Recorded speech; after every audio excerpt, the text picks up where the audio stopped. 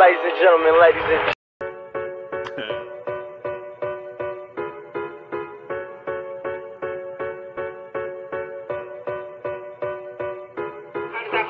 Feels great, baby. And the kick is out. It is good. continue to stand with the people that are being oppressed. What are they getting? They're gonna get everything I got. I promise you that. Lucky, throwing in the end zone.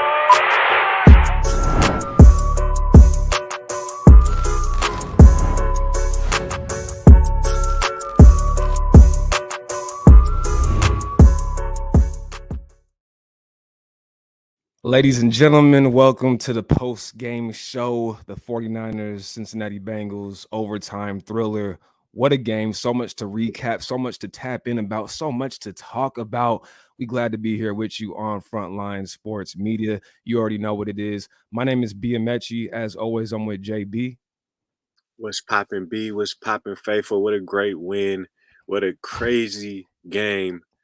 I'm not gonna lie. I don't know if I was that faithful throughout the game. Oh, yeah, you were But pessimistic.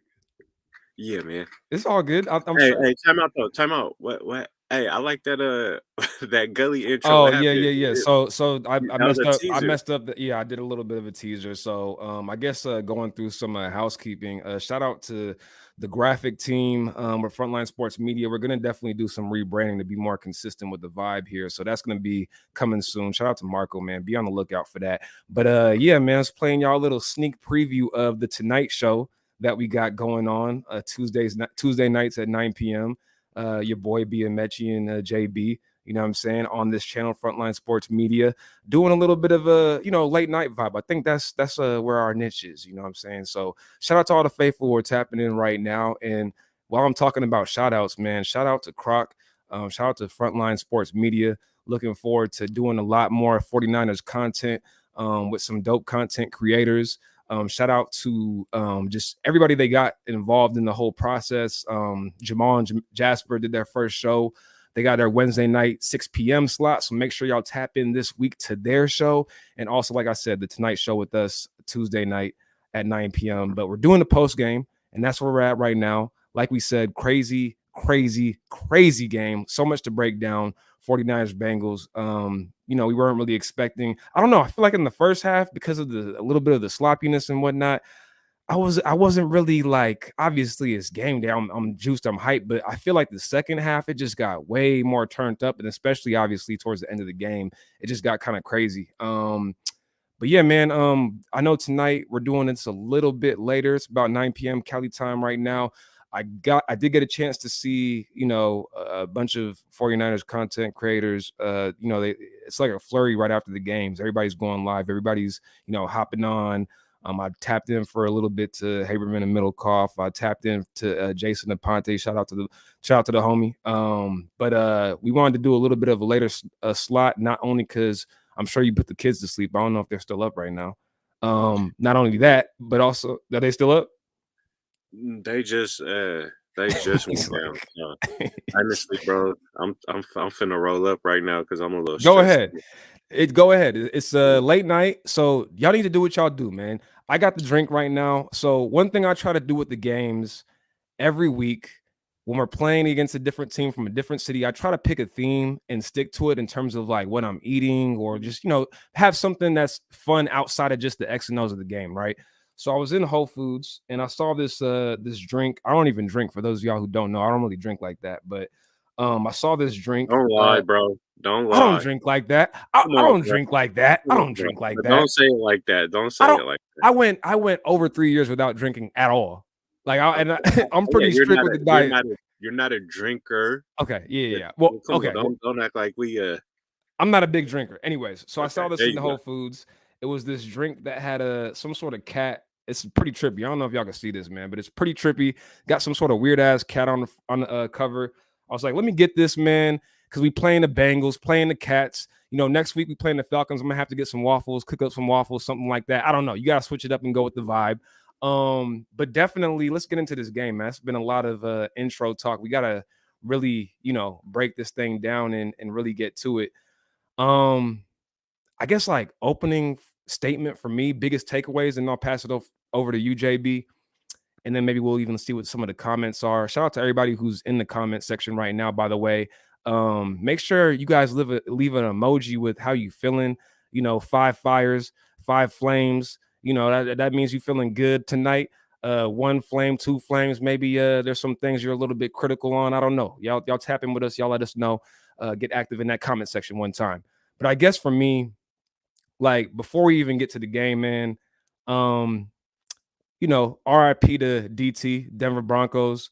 We saw that happen. I believe they said he had a heart attack, if I'm not mistaken, which was also the situation with Dante Johnson's mother. And so, definitely RIP on both of those sides. Prayers out. I saw that on the Denver game. They basically came out with 10 players originally and took that penalty. And I believe the Lions declined it. I hope they did at least. So that was a nice little tribute that they did. And I feel like although this is a 49ers post-game show, this is something that happened recently. And, you got to pay your respects. What's waiting, 2 minutes out of your day to really reflect on somebody who's lost their life, So one thing I really wanted to say about DT is just an athlete, like a premier athlete, like a beast. I always thought like with Calvin Johnson, that whole Megatron, and then DT, you looked at those Georgia Tech receivers with that run-heavy offense at Georgia Tech as like to stand out there. They're guys who would block. They're guys who are super athletic. And that's what you think of when you think of DT. Obviously, that Tim Tebow play, first play of overtime against Pittsburgh, like that was an iconic moment. I remember watching that game. It was crazy for that to happen on the first play and Tebow throwing the ball like he did. But RIP to him. Saw Peyton Manning was at the game paying his respects.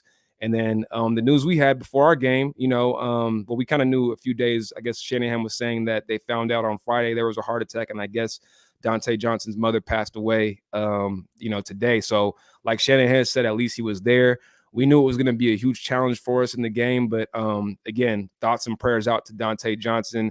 We're hoping that when he comes back to the team, a lot of times when you're going through dark times or you're dealing with loved ones that are lost, when you kind of put yourself and immerse yourself in your craft, sometimes that can help, you know what I mean? So I don't know, what his mental state is and whatnot, but whenever he is ready to come back to the team, it's looking like we definitely could use him.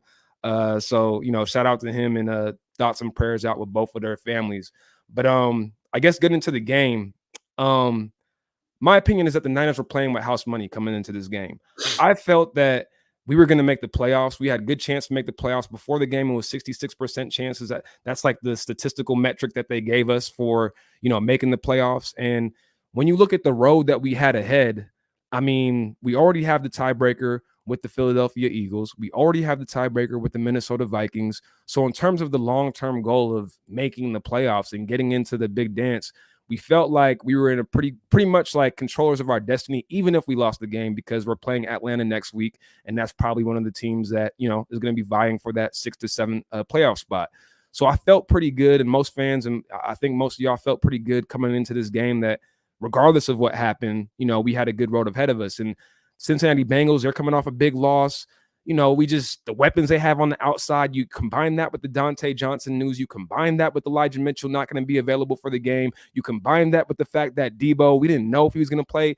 They announced that he was going to play, but, it kind of seemed like a desperation move. Like, how much is he really going to be able to give you? Is it just more of a decoy situation, or is he going to go out there and are you going to expect him the ball, right? And so I felt like coming into this game, I was pretty much conceding. I was watching it with the mindset of we're probably going to lose this game. That was just my mindset coming in. And obviously, when the game got going, I felt like Shanahan was making some appropriate conservative moves, like not going for it on certain fourth downs, getting field goals. I feel like overall we were playing kind of conservatively in the first half, but it just seemed like with the game plan of Kyle Shanahan on offense and the game plan of DeMeco Ryans, combine that with some, lucky bounces that finally went our way. It just was the word of the day. The word of the game I have is just grimy. It was just a grimy game. It was just grimy. It was nasty. It was ugly. And at the end of the day, we found a way to win the game. Did the Cincinnati Bengals give us chances? Did they, hand it on a silver platter in some respects? Yes. Okay, I will say that. They did make it, they did. I know if I was a Cincinnati Bengals fan, I would be pretty hot after this game. I'll be pretty heated. But I've been on the flip side of that. as a Niners fan, being heated off of games that we should have won when we didn't do this, when we didn't do that. And that happens over the course of the regular season in the NFL, right? And so, from my vantage point, for us being on the other side and getting a win in a game that could have went either way, in a game that maybe we didn't deserve to win, a game that was kind of ugly and, as I said, a little bit grimy, it just felt like those are the type of wins that you need if you want to be a good team and, you get mojo on your side. Good teams find a way to close that out. So, yes, there was mistakes. We're going to get to that. Yes, there was mishaps. We're going to get to that. But overall, I felt like this was a game where, again, just grimy, gutted it out. And big shout out to my boy Ayuk. You know what I'm saying? I was talking to you, JB, earlier this season. Like, did I get the wrong jersey? Did I purchase the wrong jersey coming into this year? Ayuk, you proved me right. Grimy win, grimy way to pull it out. A great play at the end. Kittle, huge game. We're going to get to all that. But JB, overall, what is your kind of opening statement, your thoughts overall on this game, big picture? Man, I mean, you talking about Ayuk, and I was just watching the replay of that, of the touchdown, and that was like that was an extremely athletic play.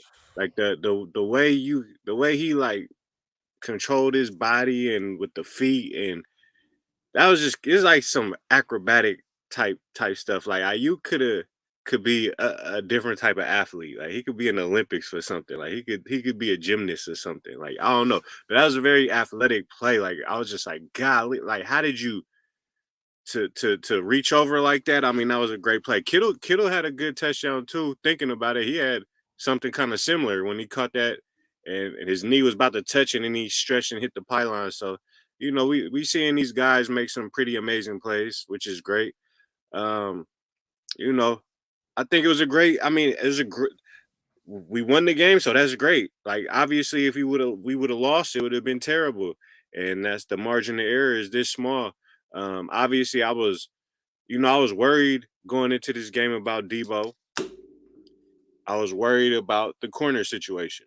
Yeah. Um, Debo seemed like he was he. I mean, he definitely started off with the touchdown. Like we always good for one of them. But then I don't know. In the second half, like I was like, is he hurt or like why isn't he getting the ball no more?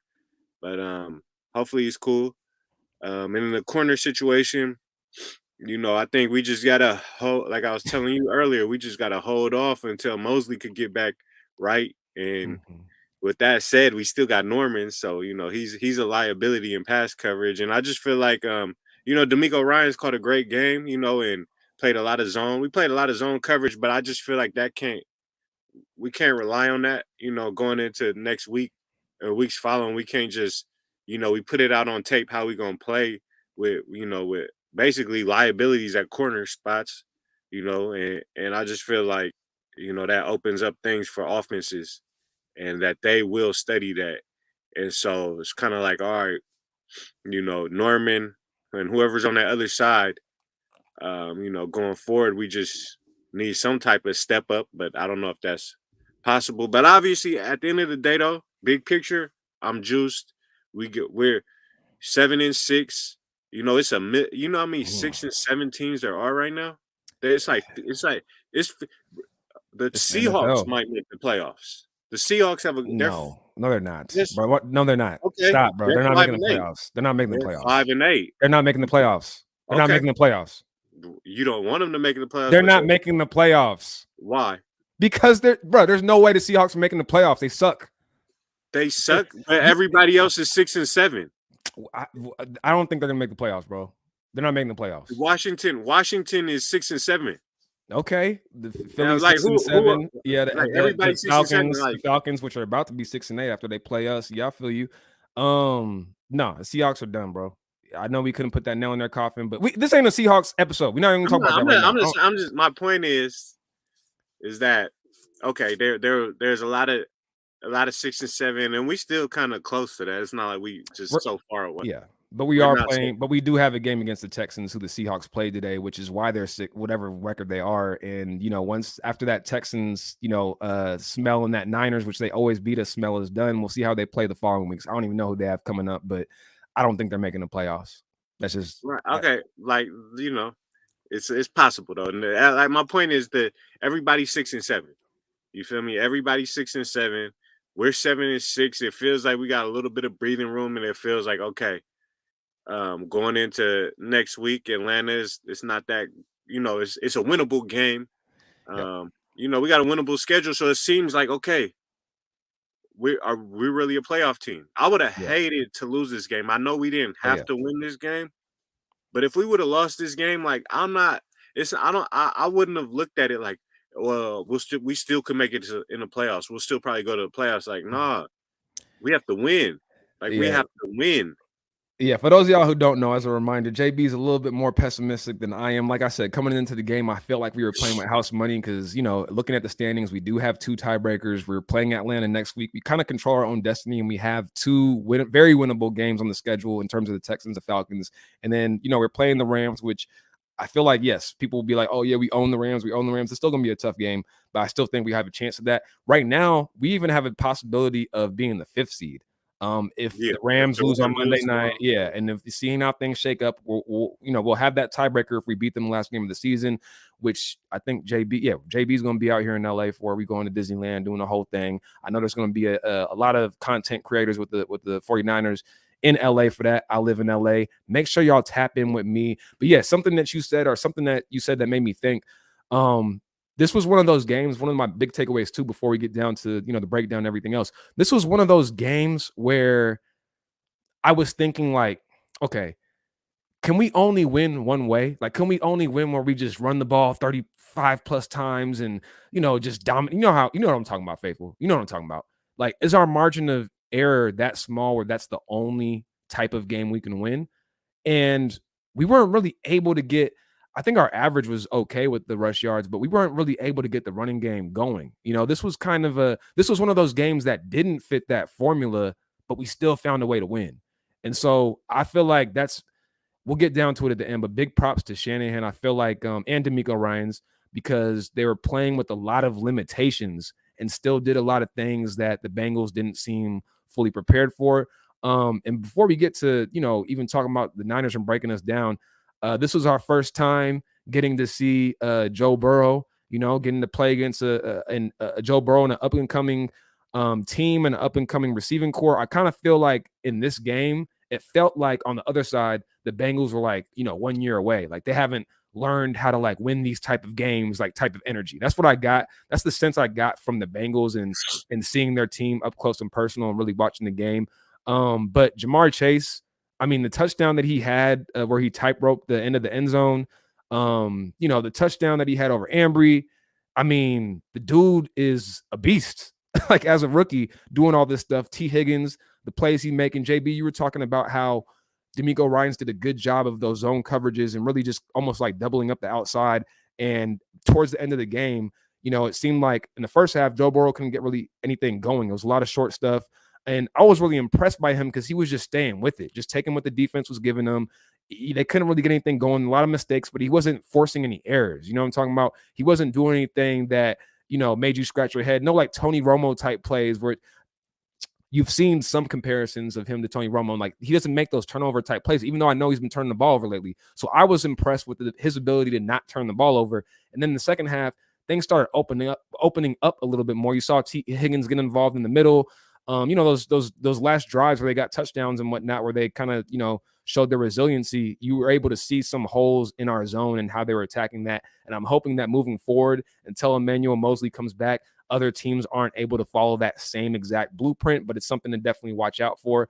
But again, I felt like it was impressive and important that we won a game in which we didn't have the typical 49ers formula of, okay, we're going to run the ball 40 times, dominate time of possession. Like this is what it's going to be. There's nothing you could do about it. We didn't have one of those games and we still got it done. So I just thought that was a big takeaway. Before we get to game balls, I want to talk about game balls who we thought were some, highlight players, some standout players or coaching staff. And I definitely wanted the comment section, you guys to do the same. Hey, time out though. What's up? You and I was thinking about this too, but I looked at basically Phil Simms compares. You heard about how he compared Joe Burrow? Who he compared Joe Burrow to? I'm assuming Joe Montana. Joe Montana. Yeah, I've heard that multiple times too, even since college. Right, man. That's crazy. I mean, because it's like Man, I ain't gonna lie. I wanted to say that before, and I was like, that's gonna feel like crazy What trying to makes you say that? What makes you like wanting to say I that in don't the know. past? It's like the person the personality, you know, The and just like swag, like the it's just just the like swag. Like mhm, he cool. just he seemed like he just got it. Like he just Mhm. got it, and I don't know. And you feel me? I just watched a little bit of Joe Montana this off season, so I don't know. It just was feel Yeah, Sims, I man. mean, it's interesting to think about and talk about because, like, I mean, it's a lot of different age groups in the comment section in our Twitter feed, and just tapping them with the faithful. Obviously, is people OGs who remember Autumn Glory days back in the day.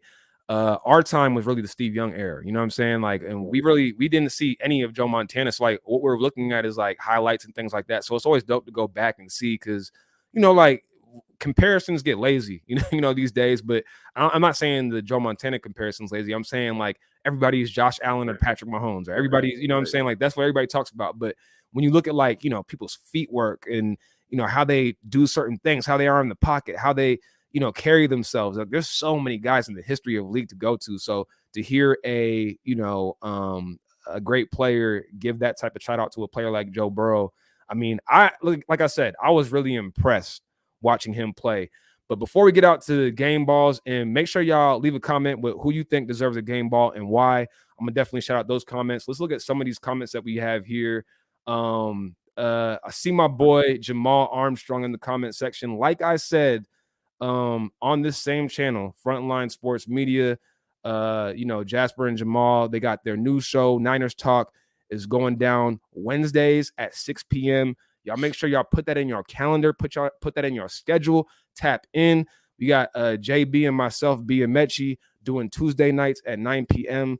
with the late night show. So you already know what it is. Shout out to Jamal Armstrong. Make sure y'all give him a follow, tap in with him. Good content over there. We got the fire emojis going on. I'm seeing a lot more than 5. That's what I like to see. It's a big win. Honestly, like it was crazy towards the end of the game because JB was texting me. We was FaceTiming because, like I said, every single play, and it's really annoying because I'm in LA and I'm not going to tell y'all how I watch the Niners game, but I find a way. I have my ways of watching the Niners games. Okay. But I'm a little bit delayed. Let me just say that. And so JB is always FaceTiming me, texting me, etc. Like right Hey, when hey, something happens for him. today I was trying to be mindful. I was trying not to You give were, it away. you were. Like, But I know, like on the last drive before it even started, we were just talking. And you're like, man, I wonder how are we gonna find a way to lose this game? Like because it felt like that. In all fairness, it was like, for sure. and then not only that, but the elephant in the room. And I don't want to. We always have to like put these disclaimers about talking about Jimmy G. I don't like that. Jimmy G is who Jimmy G is. Don't like he's I was thinking about it today, like, because we're gonna get the grades later. Jimmy G is like a B minus B, player. Like a B is like solid. Like if everything around you is good, you're gonna be great. But there are gonna be times when you get down to a B minus, C plus. There's gonna be times where you're at a B plus, like a minus level. But you're overall like a B minus player. That's what he is, right? And I think that's pretty fair. And it's like a game like today, man, so many good things you can say, but it's a typical Jimmy game because there's so many bad things you can say. If you're somebody who, let's say, like, I mean, are you somebody?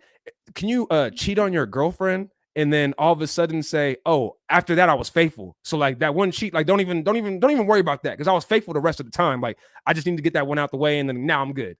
Could you get a drink and get behind the wheel of a car and then get in an accident and be like, oh, this is that one time I got no, you might wreck yourself and get in the hospital and it might be over, or not only for you but for somebody else. Henry Ruggs. So no, like you can't just make these mistakes. Obviously that's a drastic analogy to make a comparison, but you know what I'm saying. Like Jimmy G puts himself in these scenarios where it's like he almost throws this interception, he takes these sacks, he's not hitting these guys, he's going too high on Kittle and missing these throws, and then he'll allow himself to come back in the game after that. And it's like, you got to give him credit for doing that. I'm not knocking that, but I'm saying you have to acknowledge the fact that, okay, well, you made huge mistakes leading up to this. And I'm somebody who's always been process over results. So the fact that like Jimmy G is no different this week than other weeks. Like, yeah, like in the Seahawks game, Bobby Wagner made the catch. In the Seahawks game, who was it that made the interception, the safety? Diggs. Diggs made the catch, right? In this game, Bates, who's a Pro Bowl safety, did not make the catch. That's the difference. There's no other difference. There's no other rhyme or reason. He did the same stuff that he's been doing. In the Vikings game, he could have had 3 interceptions, I think, and he ended up with 1. The process is there. Like, he's doing the same thing every game. It's not like this is new.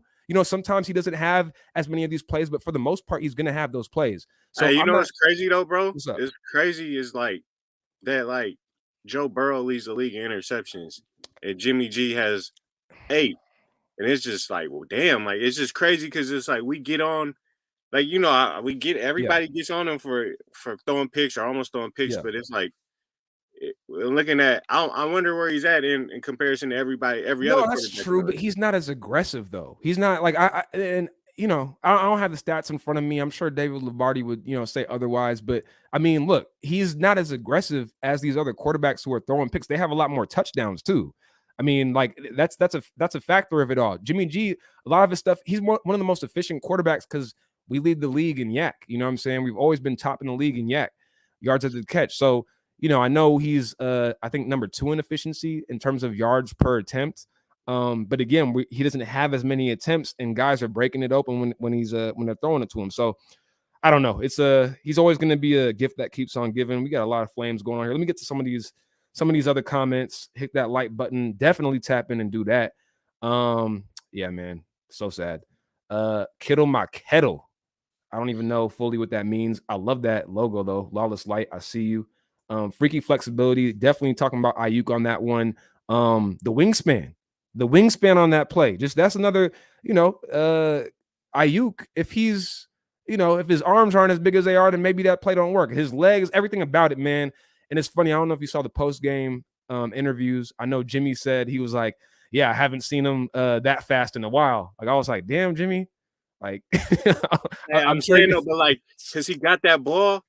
When he got that ball, you got that ball. It was like, yeah, he like probably if that was like in the middle of the field, he probably wouldn't have accelerated that fast. But it's like you see the finish line right there, and you kind of felt that it was like he's like I'm about to go get that. I'm about to go. I'm about to get it.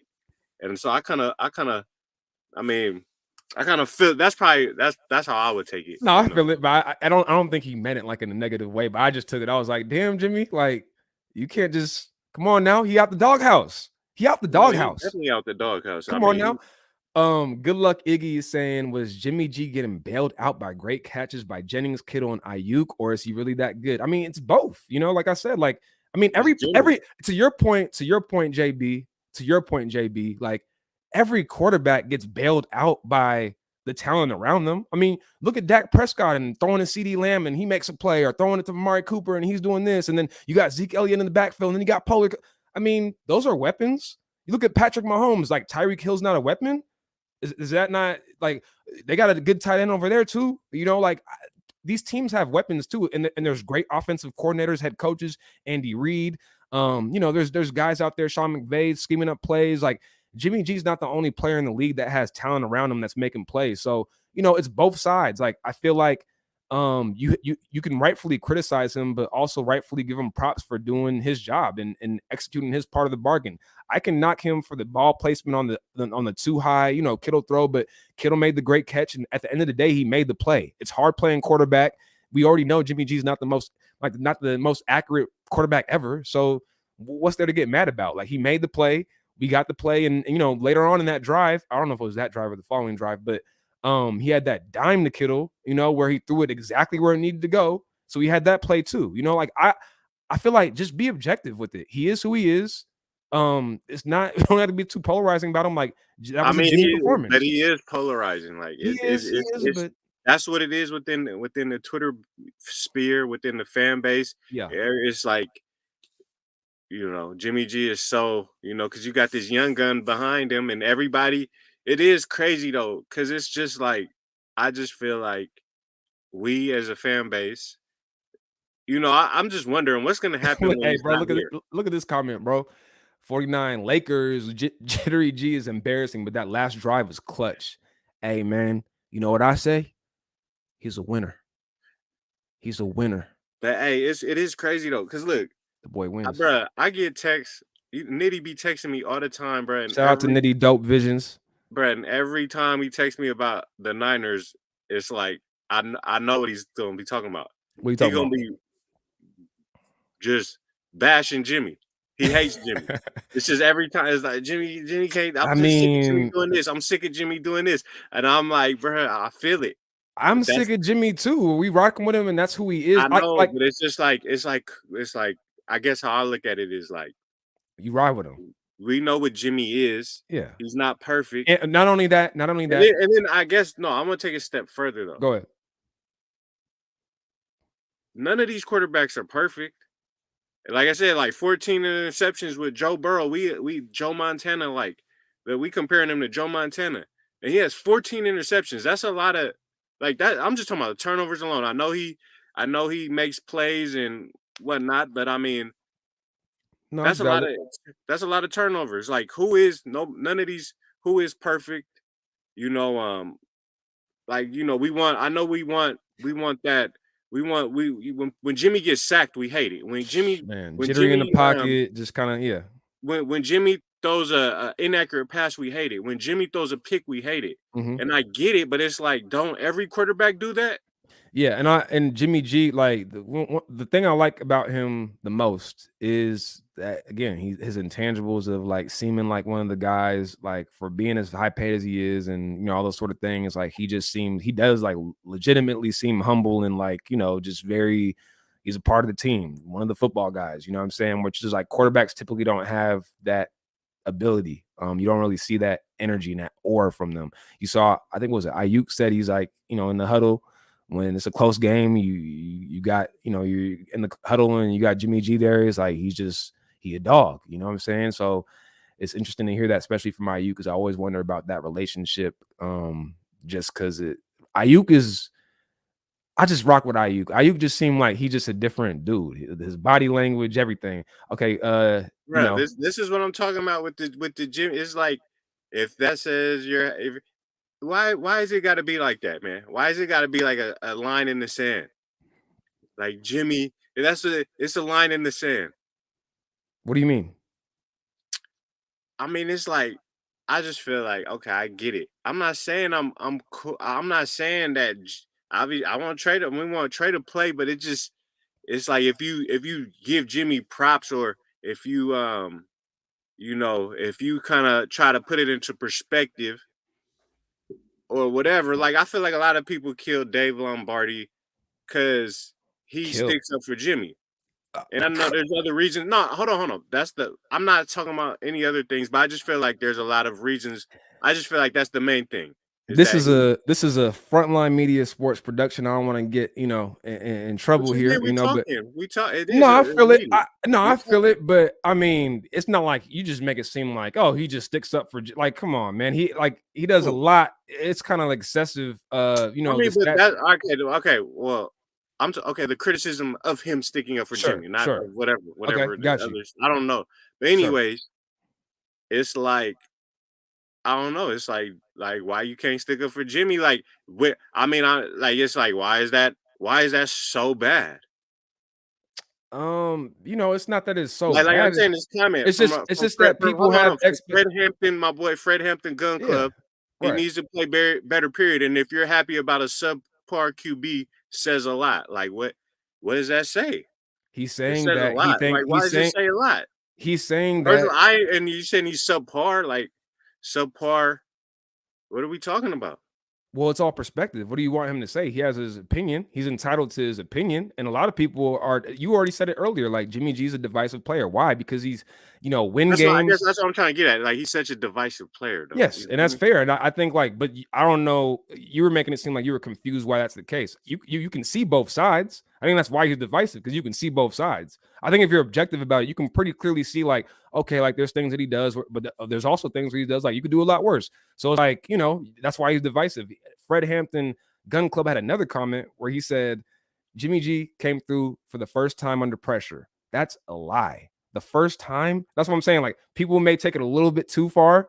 Like the first time, Come even when on, you look at bro. like games, Come on, even like don't this don't year, do me like that, e- bro. e- Don't do me like that. Don't you? Yeah, even when you look at, like, the Packers game this year, like, yeah, obviously you can talk about the time that was left on the clock, but like Jimmy G made plays at the end. There's some struggles in the game and whatnot, but there's plenty of times where he's come through in the clutch that we can go back and look at. That's not what we're talking So about. now I think it's fine to want more, but we don't have to say all those sort of things. I'm not giving Jimmy excuses, man. I'm just trying to put it into perspective. And hey, if all I'm saying is this, right? Quarterback is. I just feel like quarterback. Like I said, I'm gonna just keep bringing this up. Like we talk about Joe Burrow, like how much me and you talked about how much we like him and how great he is. And it's like he's thrown 14 interceptions. I know he's trying to push the ball downfield more, or what have you. But it's like none of these QBs are perfect. 14 interceptions and Jimmy has 8. So none of these QBs are perfect. And it's like, okay, when it's Trey's time, like and when like what's his flaws gonna be? He's gonna have flaws, and how we gonna deal with that? And just because we hate Jimmy for his flaws, so how we gonna treat another quarterback Trey with his flaws? I mean, before Trey, we had like Cap, and we love Cap, but then it was like we was like, damn, I wish we could get a pocket quarterback. I wish we could get a quarterback who could throw from the pocket. And it's like, now that's what we got. But now we want like a playmaker. And it's just I just feel like this is it's a tough thing, man.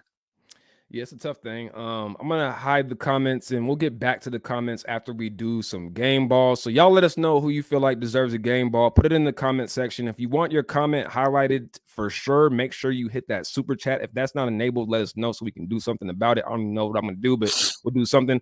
Tap in. But I wanted to get to game balls, man, and I'm trying to keep it to 3. There's so many I wanted to give out, highlight performances from today, but me personally, maybe we could just go like one by one. Maybe we'll have the same players and stuff like that. But man, it's tough to give like the number one game ball. But I feel like the fact that he got out the doghouse was consistent today. I think he only had 6 catches for like 60 something yards or something like that. But they're all important. You know how this team plays. You gotta go to Ayuk. Yeah, and then the game winner, like when you have a game winner Yeah, and you make that play, that's what it was. that's The the game play. winner. So I gotta give again.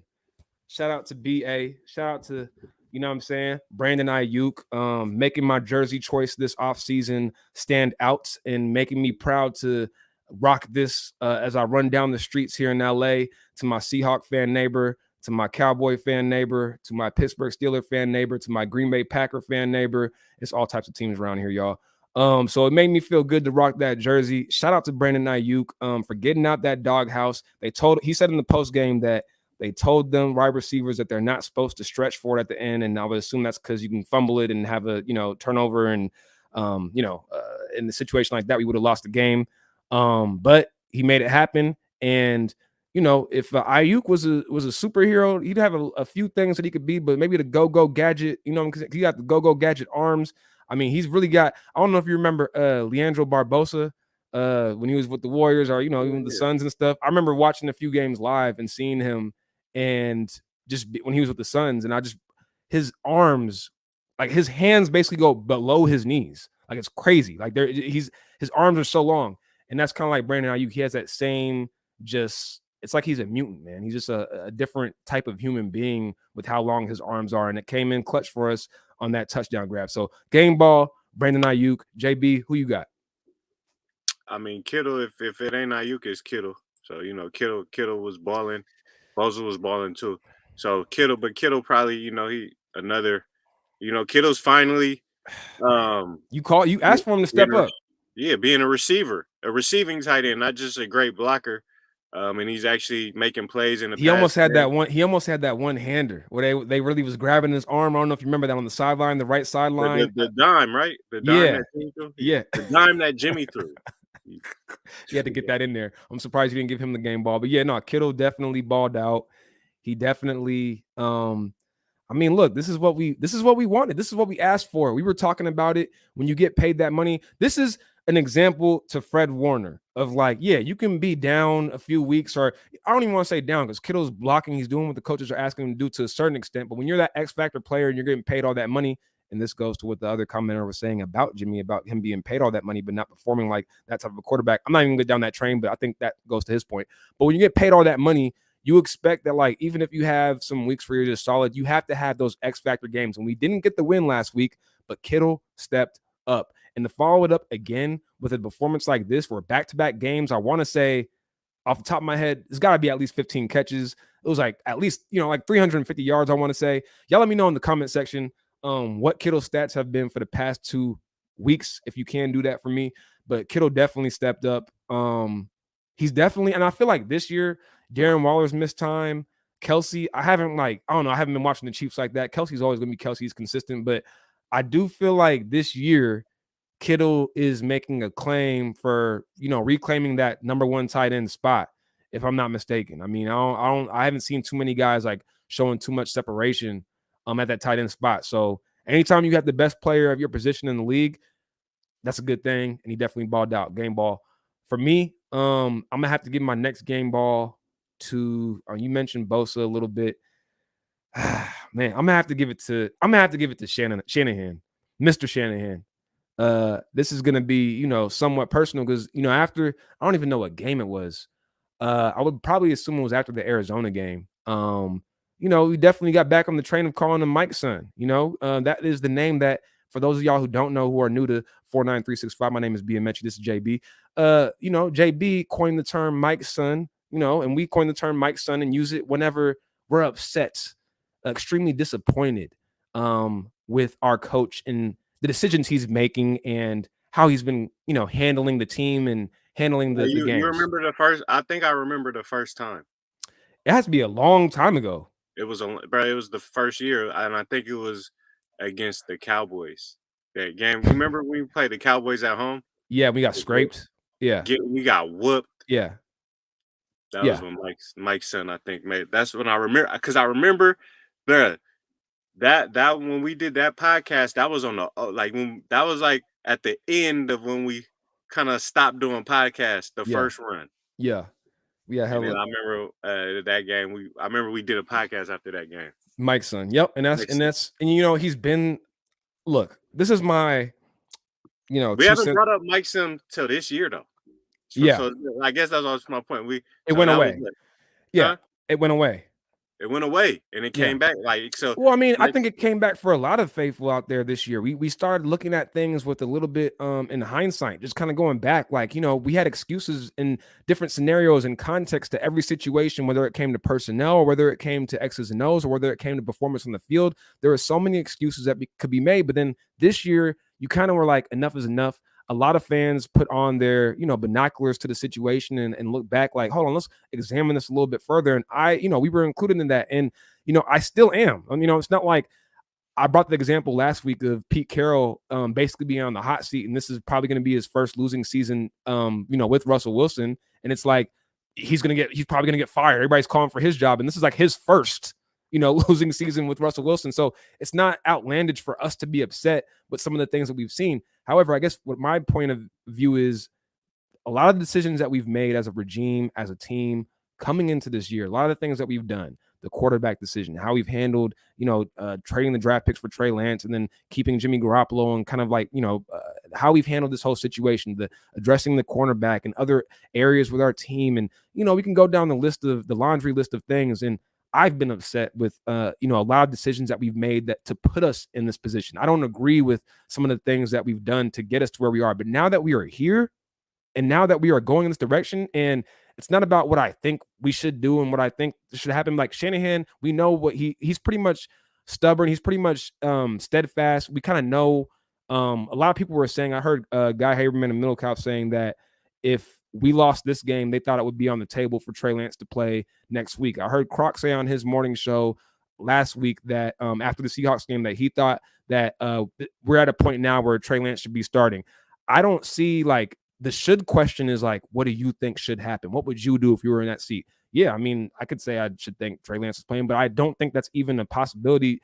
Coach Shanahan has been very specific and very clear about kind of like where he sees the team and how he sees this thing rolling out. So he is, in my opinion, proving himself right. It doesn't mean that he couldn't have been wrong or that we couldn't have been right if he would have went a different direction to start the season, but he is proving himself right in his decisions by at least where we're at right now, in position to, go into the playoffs.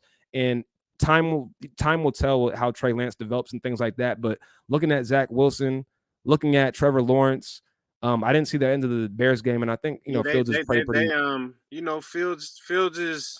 Fields had I up would and say down.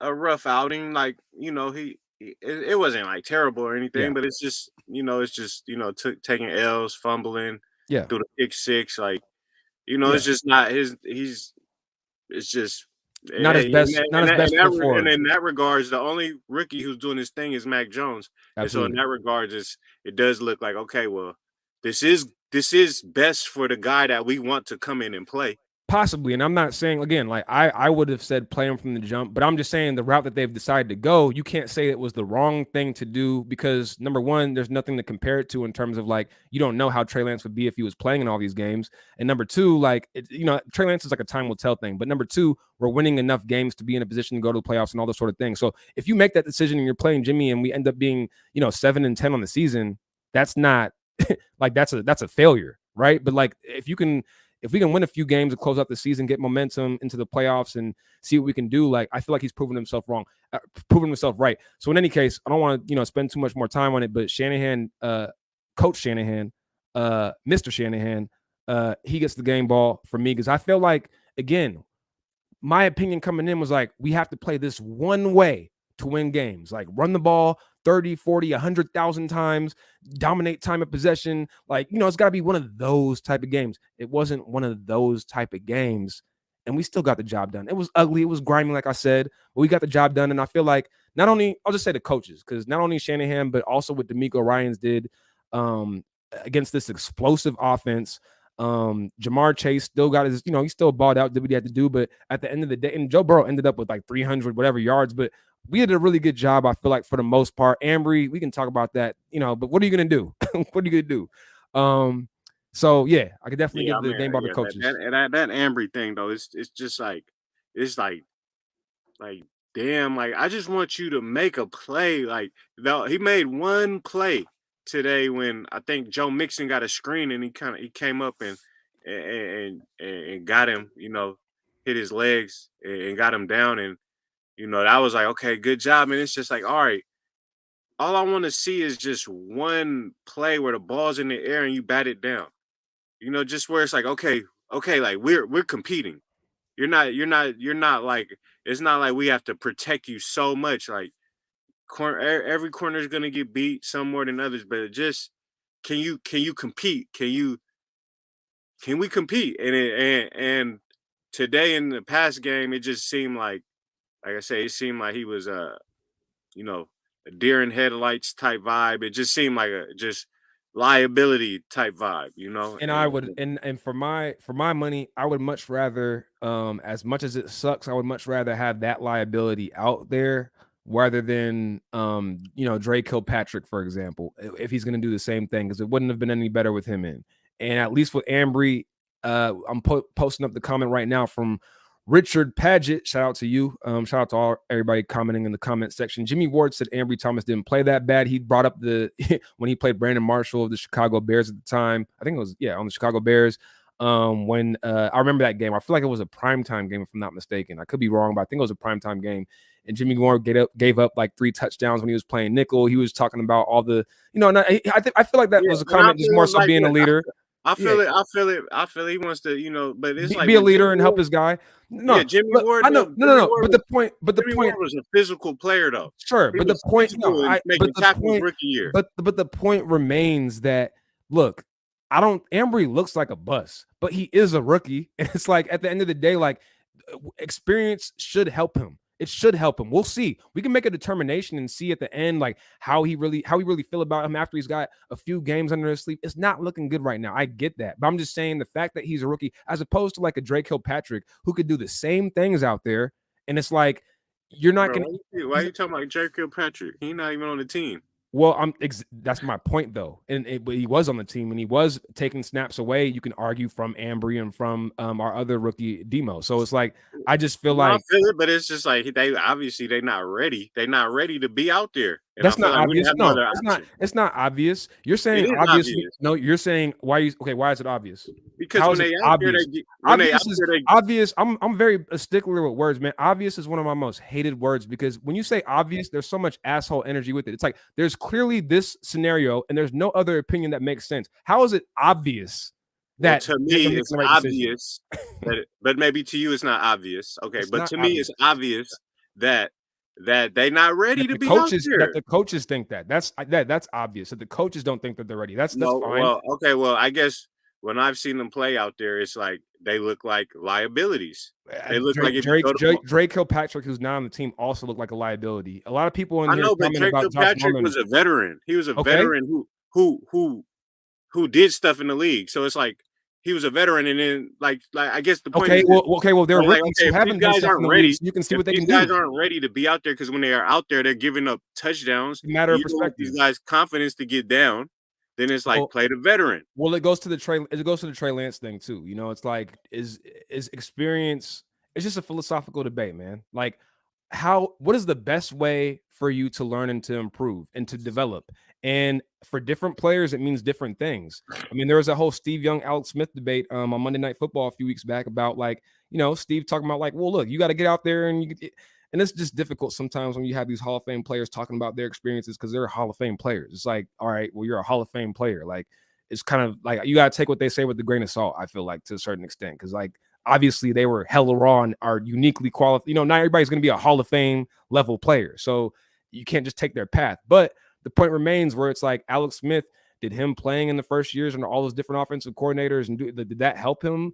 I don't know. But Steve Young says getting out there helped him. So it's a debate. It's a philosophical debate. What's better for the player, playing or sitting? It's probably a mix. Every player is different. It's all opinion, but that's why I say it's not obvious because there's different scenarios in which different things work. And when you have veterans who are also getting burned, getting whooped, then it's like you might as well play the rookie because the play is that during the course of the season and during the course of their career, and we drafted them there in their first year, we would hope that they're going to continue being with us for at least the next few years. We would think that they're going to get better from these experiences. So, a rough outing for Ambry to say the least. He was getting roasted, and this isn't the first time that we've seen that. I definitely see where you're coming from, JB, because I see it. It's like he's getting whooped out there. He's getting dominated out there. Like, not only it's like it's one thing to get whooped, and it's one thing to get dominated and all those sort of things, but it's another thing when like the two penalties that you have in the game is like it negates a sack, it negates an interception. It's like it's just icing on the cake. Or what's the negative thing? What's the opposite of icing on the cake? It's like I don't know, hair in the food that's already bad. You know what I'm saying? When you got these penalties happening where it could be big plays being made. So it just the telescopes on them, the microscopes on them, that happens when everything just gets blown out of proportion. And Shanahan even alluded to that. But I mean, hey, it's a big boys league. Like this is what you got in the game, and you made huge mistakes. One touchdown that was scored on you, plenty of plays that were And left it's crazy open. though, but it's like how I look at it. I look at it like it wasn't that bad. It was like all right, I We expected got him. through. We survived. I expected him to Get worse. Yeah. give up a TD. Like he didn't give up He gave it to you. multiple TDs. Yeah. He almost did, but he didn't give up multiple Right. TDs. He wasn't missing tackles left and right. He kind of just was kind of out the mix. Yeah, I mean, But it wasn't that bad though. yeah, no. I also feel like I don't know, like a part of me is like, again, like with this I started with this in the opening, like I just feel like on the Bengals side and the Bengals coaching side, like y'all didn't want to just attack that all day long. I don't like even at one of their last drives in the game where they had those 2 consecutive runs, I just felt like, why are you running on us? Like, why are you doing that? Like, I just feel like knowing our team and knowing it as well as we do, wouldn't you just attack Ambry over and over and over, like Marshawn said, and over and over and over and over and over and over again? I was wondering, like at the beginning of the game, I'm like, is Burrow injured? Like, is that why they're not throwing it? But I mean, but we was playing a lot of cover two, a lot of zones, so it wasn't like a lot of opportunities. I don't think for them to just target him one on one. But to your point, I mean, even if you play his own, just throw at him. If he playing whatever you playing, cover Just two, throw at whatever, him, yeah. just throw that way. That's what I would think. Test him. Real quick, we almost, it's almost 50 minutes in. Let's get to. I just want to overall. It's a post game show, man. Let's just get through grades real quick, man. Let's just grade it out. See how you feel. Put on your professor hat. Faithful, you let us know when we go through these position groups. What do you think? Leave your comments in the comment section as well.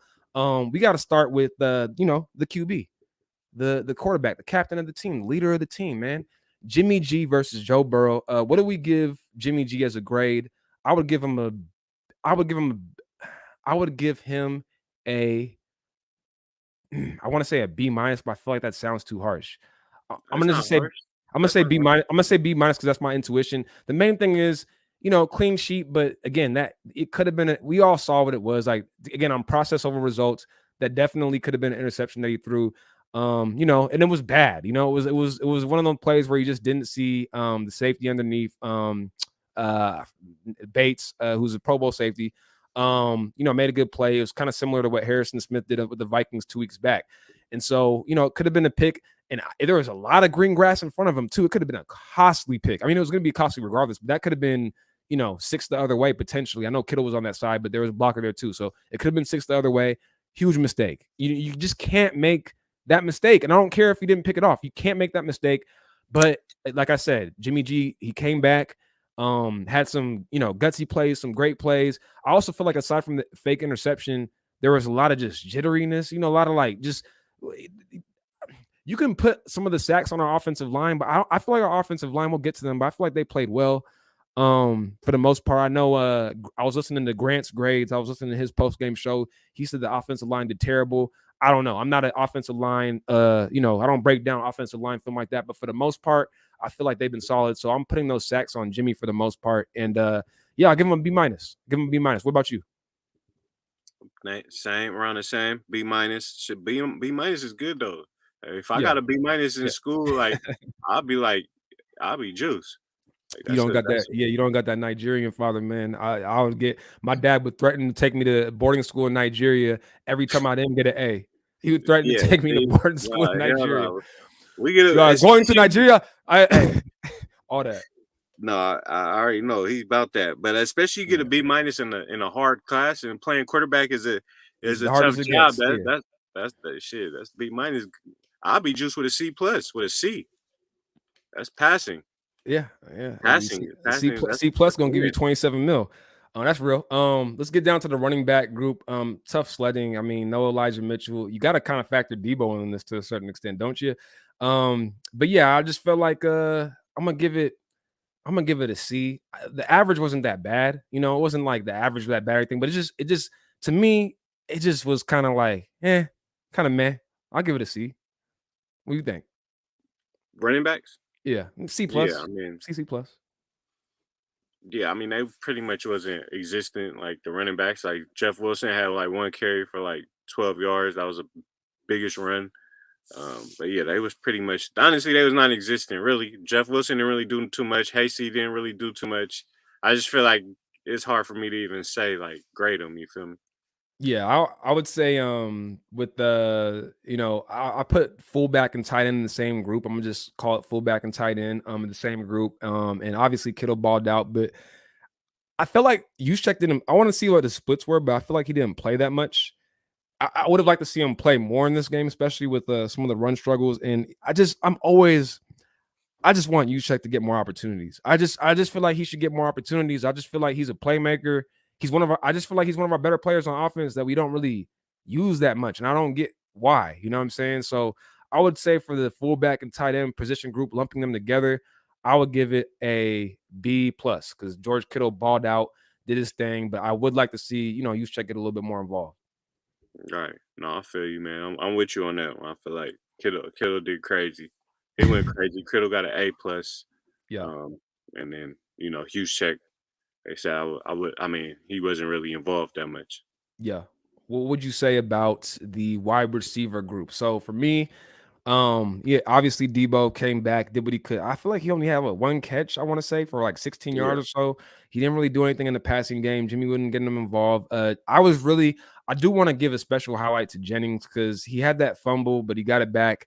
Luckily. And there was that other play that he caught that, really was a fumble, but he didn't have enough feet on the ground to call it a catch and a fumble. So he kind of had 2 fumbles in the game, to be real.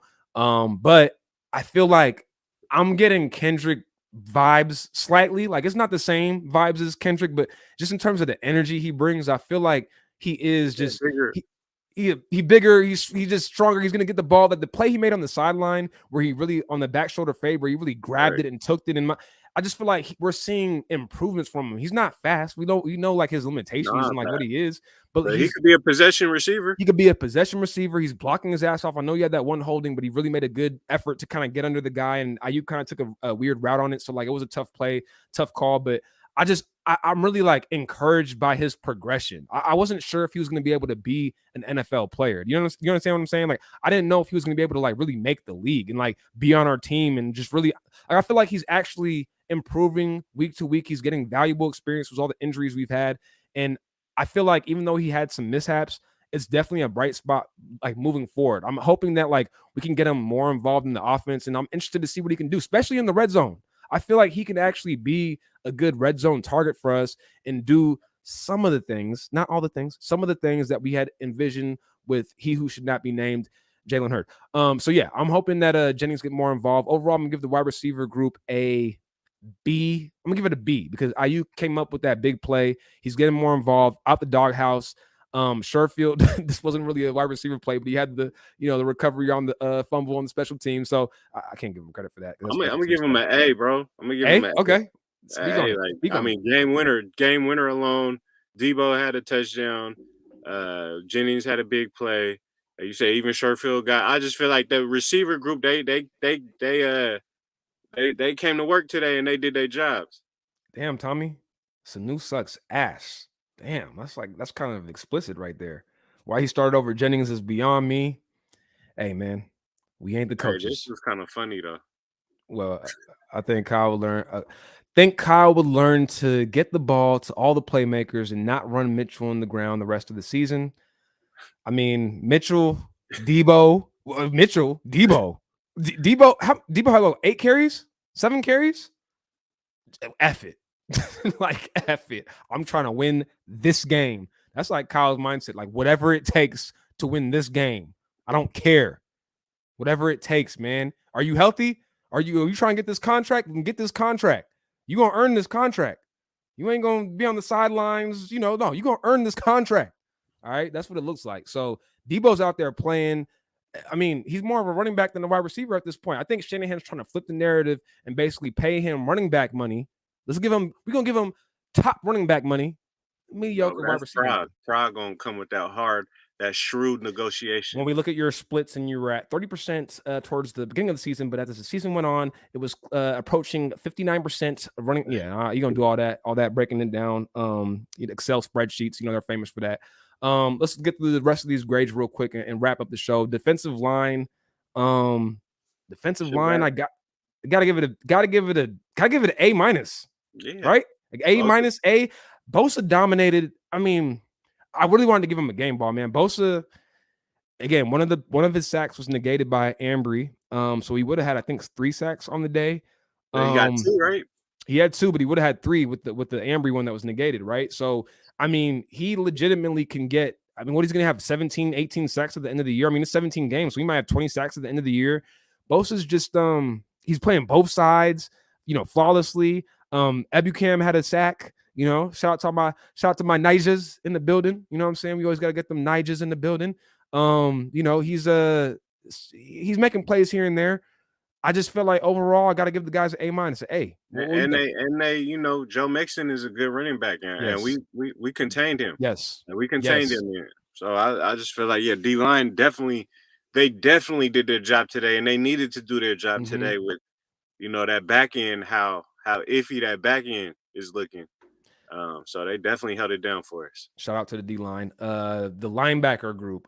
So I was texting you like during the game, and it's so crazy to me. I always say when you watch the game for the first time, it's like you don't even see what happens. You just in the emotions. It's a play after play. It's like it's what's going on in the game. But then until you see that all 22 and really can break it down and like objectively, like knowing how the game went, rewind it back and see actually what was happening, you don't really get to fully see the big picture of kind of everything that was happening. So just off of the emotions of the game and watching it on TV and the flow of the game and stuff, I felt like Aziz was just not.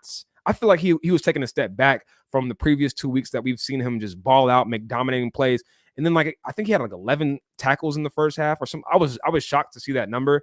I didn't see that he had that many tackles, and it seemed like he had missed some, and just I don't know, some plays that Yeah, no, guys he were was kind of going definitely missed forward on some. him. He could have had like that picks, like it was the Yeah, one where the ball bounced and yeah, like, bro, that could have been a pick six, yeah, and it like just looked hella funny because he like ran past it and dove and fell on his face. yeah, it just wasn't. I just feel like I don't know. Maybe I'm being overly critical. And then Fred Warner was a typical Fred Warner 2021 game, which means that like, I mean, really, you didn't really see too Hey, much from it. Go ahead, speak on it. I feel like it was a solid game for him. Like I don't know, I feel like I didn't see him miss plays. So I'm gonna say I seen him make I some little give plays. I give the linebacking group a B minus. Okay. What say you? Yeah, I feel like yeah, B minus B is cool. I feel like they didn't really do nothing bad. Okay. Everybody make sure you vibing out. This is a victory Sunday night. Get your favorite beverage, roll up one if you have to. Do what you ever need to do, whatever your vice is. You know, we just vibing. Tap in with us in the comment section. Let us know what you sipping on, what you doing, how you enjoying this win. I do want y'all to enjoy the win. That's what we on here for, man. We got a few people in this chat right now. We actually have 49, now 50, but 49 people right at, when I said that. I gotta say that's what's the word? Serendipitous. I don't know what the word is, but definitely shout out to all the faithful, everybody in the comment section. Vibe out, enjoy this win, do that. Let's get to the secondary, man. I'm gonna lump them all together, corners and safeties. Jimmy Ward had a fantastic game. I want to say he had Right. 2 deflections and he had the interception that was negated by Ambry Thomas. I just feel like Jimmy Ward, it's tough for me to say because unlike other 49ers, some 49ers content creators that I feel like say a lot of things about proclamations about our players and how they fit and how they stack up with the rest of the league, when it's like I don't really watch other teams like I watch the Niners, so it's hard for me to say, oh, this person deserves this person deserves that. But it feels like Jimmy Ward should be a Pro Bowl player. You know, like he's playing well enough to be a Pro Bowler. I'll say that. I don't know what everybody else is doing, but he's definitely playing well enough to be a Pro Bowler this year. And so, I also I feel like Huff had a solid game. That touchdown that Jamar Chase had in the end zone. I mean, Joe Burrow's making plays, Chase is making plays. Like, I'm not like I don't like it's hard playing safety, it's hard playing DB.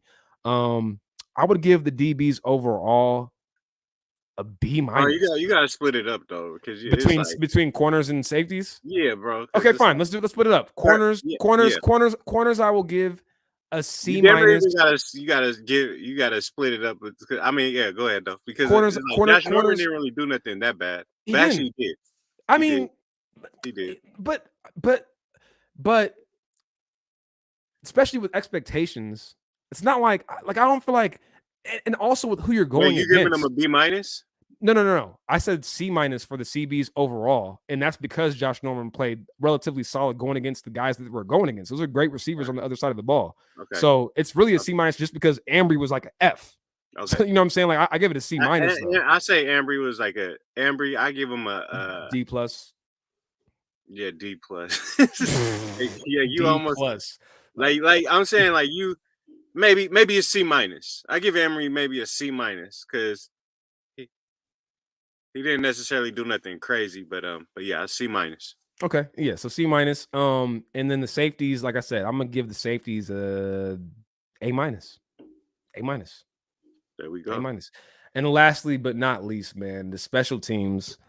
A lot of recoveries, but again, it was fortuitous. I feel like the football gods were paying us back from all the Seattle games, basically, like all of them, and just all the special teams mishaps in those games. And we got a few. I mean, the Bengals, man, what was going on? Like, I remember what was it, the end of the first half where they had that fumble that wasn't a fumble? And it was just like, did they get another one? Like, are you serious? Like, it's just man, like, and it was just funny to hear Zach Taylor say at the halftime, like, oh yeah, we had to make a change because that guy's he's not playing. We can't do that. Can't roll him out. Special teams, I'll give a B minus. I mean, I'm pretty disappointed in Mr. Robbie Gold. I predicted like 2 years ago that he was going to fall off, and he didn't do it last year. Didn't do it fully this year. I mean, the writing's on the wall. He hasn't been stellar. Um, it just sucks, man. It's like these kickers, they have these sharp declines. And I just feel like the opportunity for a game winner, what was it? 43? How many yards was it? It was within 50 for sure. 47. 47, okay. But it was a pretty bad miss. And It looked like it was good. it was just it just kept, And then it just went. I'll never understand the whole kicking game. But gotta give it a B minus, man, just because it's Robbie Gold, man. It's really disappointing to see. But it happens. What did you say? Yeah, I mean, I think the rest of the special teams, I would have to give them an A for bouncing back. You feel me? And just bouncing back and then getting those fumble recoveries. But then Robbie Gold, yeah, I mean, that was a crucial miss. So I'll put Robbie Gold in another category, and Robbie Gold gets an F for the day. Damn, Ambry and Robbie and anybody with the E at the end of their name, you just in tough shit. Darius Ali saying Hufanga was whooped by corner route all night. Stop playing, y'all. Apparently we playing. No cap over here. We just calling it how we see. Maybe we'll have a different opinion when I look at that all 22. If you have access to that all 22, make sure you holler at your boy. It's been difficult getting it on the black markets. So tap in with your boy. But everybody got their opinions. That's fine. Y'all can have y'all opinions. I ain't mad. We a few more comments. What did you think about the pass Chase caught off the ricochet? I mean, Chase was just he was having a field day. I mean, I really thought that Boyd would get some more opportunities against us. Higgins had a few plays, but really it was really Chase. Like Chase was really the most dominant receiver in this game, and he really showed that he's a Pro Bowl receiver as a rookie. I mean, he showed that. He's like, it's good to see this guy up close and personal, being able to watch the full game. I watched them last week too, but to watch the full game because he's really a exciting player. Wide receiver is always that sexy position. It's that, and being the number one pick, the number one wide receiver, taken, it's like you carry that mantle, especially when you at LSU. And a lot of people are considering LSU versus Alabama, wide receiver you. So seeing him ball out the way that he did, he's a special player. So, it is what it is. Let's see. Jimmy Ward is a quiet top 5 safety. What he lacks in picks, he gives in stopping runs and big plays. Yeah, man. I mean, he's been playing solid all season. Appreciate y'all tapping in with us, man. Once again, you already know what this is, man. This is the 49365 post-game show on Frontline Sports Media. Shout out to Croc. Shout out to everybody involved. Shout out to the whole team. Shout out to everybody in the comment section. Shout out to the Niners for winning the game. We're going to wrap up, man. My closing thoughts, I guess, on the state of the team after this win and just moving forward. Like I said, we'll get more in detail. I think one of the topics I want to discuss as a little, sneak peek right now, one of the topics I want to discuss on our Tuesday night show is probably going to be comparing, just seeing what some of the rookie quarterbacks are doing in the league and, kind of reevaluating our thoughts on the whole Trey Lance versus Jimmy. And is it best to kind of have him sitting in terms of Trey Lance right now? That's definitely going to be probably a sneak preview topic. But looking at this game and where we stand right now, look, we have the playoffs solely right in front of us on a silver platter. And once we get there, anything can happen. I feel like it's so important, regardless of what happens in these last games of the season. We're in this last quarter, this last stretch. This is it. Like, this is the real, football. It's mid-December. It's time to go. Like, this is where it really gets exciting, and we're getting ready for that dance, that tournament where, it just becomes life and death, sudden death. That's what it is. And as we get ready for that tournament, we get this momentum going into the playoffs, and that's what it's about: playing well, playing your best, going into the playoffs, winning a game like we did today. Cincinnati had plenty of involvement in handing us this win, but we still had to take advantage of it. We still had to do our part. And this is what good teams do. They get that momentum. They just find ways to win, whether it's gritty, whether it's clean, whether it's blowing teams out, whether it's, ugly, clean, any of that. We find a way to do it, and we did that. Like JB said, it's a lot of 6 and 7 teams, a lot of teams in that range. Well, can we separate? Can we not be an average team? Are we going to finish, 9 and 8, 8 and 9, or are we going to finish 10 and 7? Are we gonna even make that leap and establish ourselves, bringing heavy momentum in the playoffs and ended up being a problem. One thing that I'm looking for, and we can only focus on what we can focus on. Again, it's all about our momentum, all about our energy. I'm big on energy, positive energy and good vibes, as you can see. I'm big on energy. So it's all about energy and how we're playing going into the playoffs. But at the same time, I am going to be taking a sneak peek at that standing and seeing how things are shaping up, because teams I would love to play, the Cowboys, the Rams, even the Cardinals. It would be tough, but I would want to play the Cardinals. But teams that I don't want to say I don't want to play, but you know what I mean? If we can avoid it, I would prefer avoiding it. The Tampa Bay Buccaneers and the Green Bay Packers. I'm not too concerned about the Packers like the Buccaneers, but I'm really concerned about the Buccaneers. I just don't feel like we match up well against that team. So that's what I'm kind of watching in the standings as I'm watching these other teams. Yeah, but overall, I mean, Leonard Fournette, you see what he's doing. They got Mike Evans, he's a Hall of Fame receiver at this point. I mean, he's just balling every week. They got AB with this fake vaccine. They got too many guys coming on their team, man. So I just feel like it's a lot of different elements that they bring, and I don't want to get down to breaking down them, but that's one thing that I'm looking for as we get to this stretch run of the season. But again, F all that. We just got to take care of ourselves, have that positive energy, have that good momentum, have that, get a gritty win like this. Get Dante Johnson back to the team and show him some love, show him some energy. And things like that can actually galvanize a team and get them together. Not to take, his personal issues and bring it into the sport, but I just feel like we're bonding at the right time. We're getting together at the right time. And hopefully we can make a run. We'll see what can happen, but we're in position to do that. Starting with Atlanta, who's one of those teams that's right in there. We can get that tiebreaker and we could basically establish and solidify ourselves in the playoffs if we beat them, when we beat them next week at home. So that's what I'm looking forward to. JB, what are your closing thoughts on where we're at right now, the state of the franchise, just kind of overall thoughts after this Bengals overtime thriller win? Man, we're the 6th seed in the playoffs, and so that we're at this point of the season, and it's a long way to go. Like, we still have a lot of work to do, but the fact that right now it's looking like we're a playoff team. So, that's for a playoff team. And hey, what's the playoffs got in store for us? Like, what type of season is this gonna be? And how, because once you get in, it's like, what's gonna happen? So it's a real possibility that we could get in the playoffs, but it's not a for sure thing. Next week we play the Atlanta Falcons, and I know probably a lot of people are like, oh, that's a win, but it's like, man, it's far from that. You gotta earn it. You gotta do the work. Earn that win. Nothing is given. We've had a scenario 2 years ago with the Atlanta Falcons where we thought it was a given win and didn't work out that way. So we know firsthand how that team can give us trouble. It's a little bit different of a team, but you know what I mean. And especially when you're a team that's lost to the backup quarterback with the Arizona Cardinals, Colt McCoy, and that showing that we had. We don't know, but I think we're further away from that team in the Seahawks game, which you just got to throw out all those games. But I think we're further away from those teams and more closer to what we are. Really, when you look at the last 5 games, not including the Seahawks game, and that it does include the Arizona Cardinal game, which is a dud. But other than that, we've had we're starting to form a little bit of an identity.